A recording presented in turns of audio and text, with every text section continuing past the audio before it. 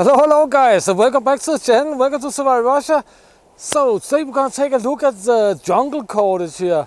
That's some people call it jungle cord. I don't know what to call it, so we call it jungle cord. To my horror, I learned yesterday that quite a few of you guys, you didn't even knew what this was, how it works and what it is and all that good stuff. And there was also a guy who suggested me to show how to make them. So that's what we're gonna do today. It's relatively simple, but there's a few things that you have to look out for and so on, so on. So I'm gonna explain it today and show you how to make it and how it works. But before we start, let me just recap fastly on yesterday's video where I blew out the bottom of my water bottle. And also, I can also just say that if you would like to support the channel, there's links in the description to that. There's links in the pinned comment, buy me a coffee, Patreon, and merchandise. So by Russian merchandise, buy me a coffee. So many of you guys like that. Thank you very much to everybody who supports the channel in every which way you can.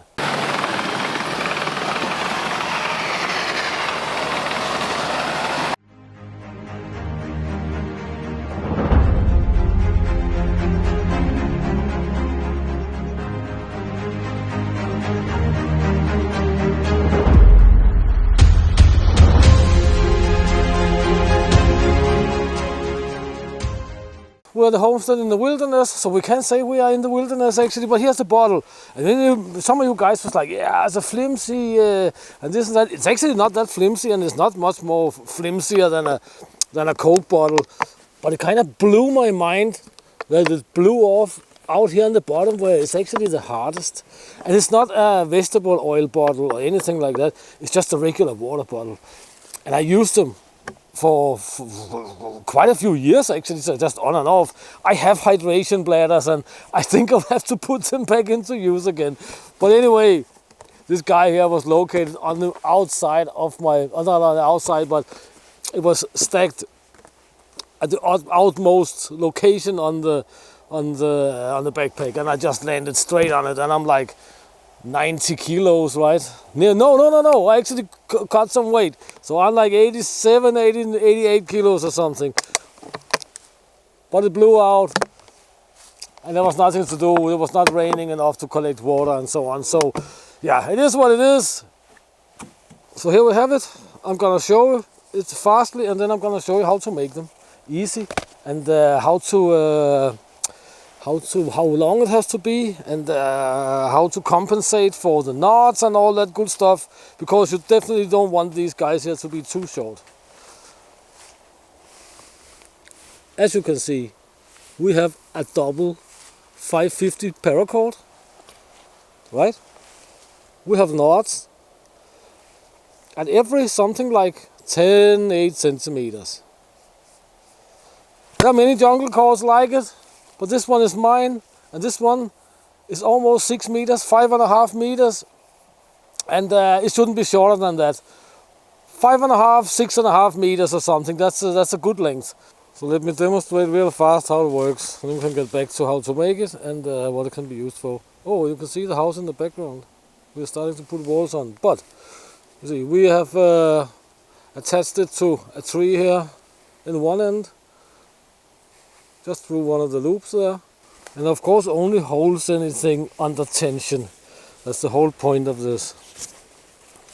And you can see we put tension on it as much as we can, and you can see there's a good tension between these two strings of cordage, right? We can try and pull it a little bit more. So we're gonna attach it here the best we can.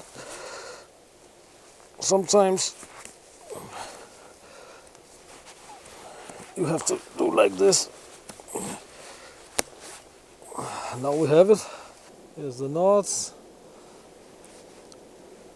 and the tension of these two strings here clamped down on this guy, so this knot will not pop out this way or this direction. You can put a lot of weight on this and nothing's gonna happen. It's not gonna pop out. Not if you attached it correctly. And as you can see, it's fast to undo. It's very fast to use, and that's why many militaries like it. And it can be used for all sorts of stuff. You have all these small spaces here where you can attach your tarp with a toggle or whatnot. And if you don't like this, that is another good thing about it. If you don't trust this knot here, but it works. If you don't trust this knot, you can of course just use a toggle. So this is what it looks like with a toggle. You can use anything for a toggle for this guy here. And you can use toggles between these knots here for your tarp or hang stuff from it, as I said. It works great as a clothing line. It works great to set up a hammock, not for yourself. I would not use this for a hammock, but under the tarp for a hammock you can use it. And you can also use it as a temporary hammock for storing your stuff in if the ground is really wet or you're in very deep snow or something. Sometimes I bring a hammock for my stuff, backpacks and whatnot, and then jungle cordage is super awesome. But let's take a look at how to make it, because there's a little bit of a trick to it, and you might be surprised of how much cordage you have to add to all these knots, which are on a 5.5–6 meter long jungle cordage line. There's quite a lot you have to add actually. Let me do like this. We join the two standing ends or loose ends or whatever, and then we throw it around the nail or branch if we're in the forest or whatnot. The first one here, we just make a little overhand knot or whatever it's called, like this, as you can see. Then we don't want too large a space between the knots, so we can take our hand here, right, and hold here, because that's a good distance. It's like 10 centimeters, 8 centimeters. We hold it here and we make another knot. And yeah, you need of course a long piece of cordage. Put our hand back here, slide the knot down. It doesn't have to be on the micrometer and so on. You see, here we already have one, right? Like that. We put our hands in, like that. Make a new one. I think you catch the drift of what's going on, right? It's of course exactly like this guy here. Now, all paracord is not created equal. So, in order to compensate for the many knots, because on this guy here, on mine on 5.5 meters, there are 55 or 54 actually, 54 knots. That's a lot. So this is a quite important step to end up with the desired result. We make a knot, a loose knot, not too tight,